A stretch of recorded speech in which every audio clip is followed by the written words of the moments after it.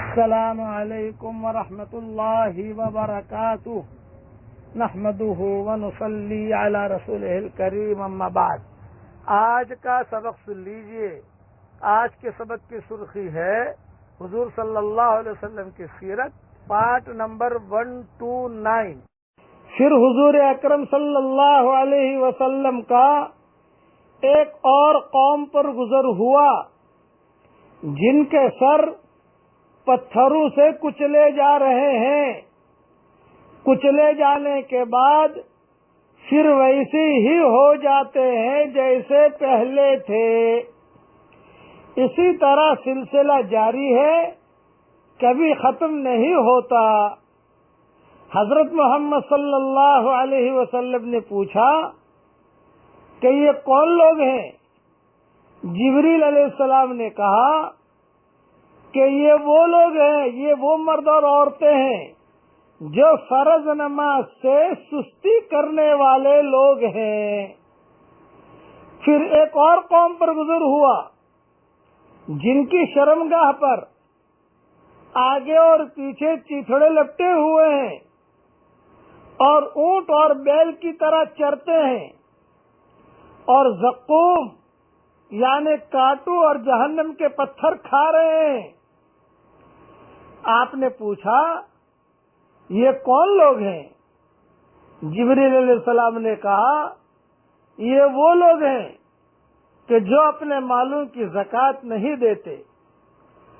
پھر آپ کا ایک ایسی قوم پر گزر ہوا کہ جن کے سامنے ایک ہانڈی میں برتن میں پکا ہوا گوشت اور ایک ہانڈی میں برتن میں کچا اور سڑا ہوا گوشت رکھا ہے کہ لوگ سڑا ہوا گوشت کھا رہے ہیں اور پکا ہوا گوشت نہیں کھاتے، پکا ہوا گوشت نہیں کھاتے۔ آپ نے دریافت کیا یہ کون لوگ ہیں؟ جبریل علیہ السلام نے کہا یہ آپ کی امت کے وہ شخص ہیں جن کے پاس حلال اور خوبصورت اور طیب پاکیزہ عورتیں موجود ہیں، مگر وہ ایک زانیہ اور فاجرہ کے ساتھ رات گزارتا ہے اور اپنی بیوی کے پاس نہیں آتا اور صبح تک اسی کے پاس رہتا ہے۔ یا آپ کی امت کی وہ عورتیں ہیں کہ جو حلال اور طیب شوہر کو چھوڑ کر کسی زانی اور بدکار کے ساتھ رات گزارتی ہیں۔ پھر آپ کا گزر ایک ایسی لکڑی پر ہوا جو سر راہ واقع ہے، جو کپڑا اور شے بھی اس کے پاس سے گزرتا ہے اس کو پھاڑ ڈالتی ہے، چاک کر دیتی ہے۔ آپ نے جبریل سے دریافت کیا تو جبریل نے کہا یہ آپ کی امت میں ان لوگوں کی مثال ہے کہ جو راستے پر چھپ کر بیٹھ جاتے ہیں اور راہ سے گزرنے والوں پر ڈاکے ڈالتے ہیں۔ پھر آپ کا ایک قوم پر گزر ہوا کہ جس نے لکڑیوں کا ایک بڑا بھاری گٹھڑ جمع کر کے رکھا ہے اور اس کو اٹھانے کی طاقت نہیں رکھتا، مگر لکڑی اللہ لا کر اس میں اور زیادہ کرتا رہتا ہے۔ آپ نے پوچھا کہ یہ کیا ہے؟ جبریل علیہ السلام نے کہا یہ آپ کی امت کا وہ شخص ہے کہ جس پر حقوق اور امانتوں کا بوجھ رکھا ہوا ہے لیکن جس کو وہ ادا نہیں کر سکتا، اور اس وجہ سے بھئی ہم اور بوجھ اپنے اوپر لاتا جاتا ہے۔ حق ادا کرنا چاہیے مگر حق ادا نہیں کرتا اور اپنے سر پر اور بوجھ لاتا جاتا ہے۔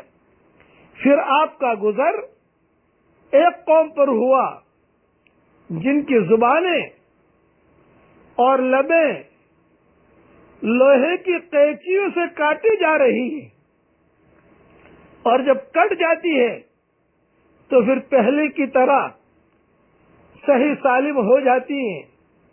اسی طرح سلسلہ جاری ہے، ختم نہیں ہوتا۔ آپ نے پوچھا جبریل یہ کون لوگ ہیں؟ تو حضرت جبریل نے کہا یہ آپ کی امت کے وہ علماء ہیں، یہ آپ کی امت کے وہ خطیب ہیں اور واعظ ہیں، آپ کی امت کے وہ بیان کرنے والے ہیں کہ جو دوسروں کو نصیحت کرتے ہیں، دوسروں کو سمجھاتے ہیں، دوسروں کو نصیحت کرتے ہیں اور خود اس پر عمل نہیں کرتے۔ یہ حدیث جو میں نے بیان کی ہے ابن جریر اور بزار اور ابو یعلا اور بیہقی میں ابو ہریرہ رضی اللہ تعالی عنہ سے روایت نقل ہے۔ بظاہر پھر ایک روایت اور سن لیجئے کہ انس رضی اللہ تعالیٰ عنہ سے ایک روایت ہے کہ آپ کا ایسے مقام پر گزر ہوا جہاں نہایت ٹھنڈی اور خوشبودار ہوا آ رہی تھی۔ جبریل نے کہا یہ جنت کی خوشبو ہے۔ پھر ایسے مقام پر گزر ہوا جہاں سے بدبو محسوس ہوئی۔ جبریل نے کہا یہ جہنم کی بدبو ہے۔ بظاہر یہ تمام واقعات بیت المقدس پہنچنے سے پہلے کے ہیں، عروج سما سے پہلے کے ہیں، اس لیے کہ روایت میں ان واقعات کا ذکر براق پر سوار ہونے کے بعد متصلاً اور مسجد اقصی میں پہنچنے سے پہلے آیا ہے۔ اس لیے معلوم ہوا کہ یہ واقعات آسمان پر جانے سے پہلے کے ہیں۔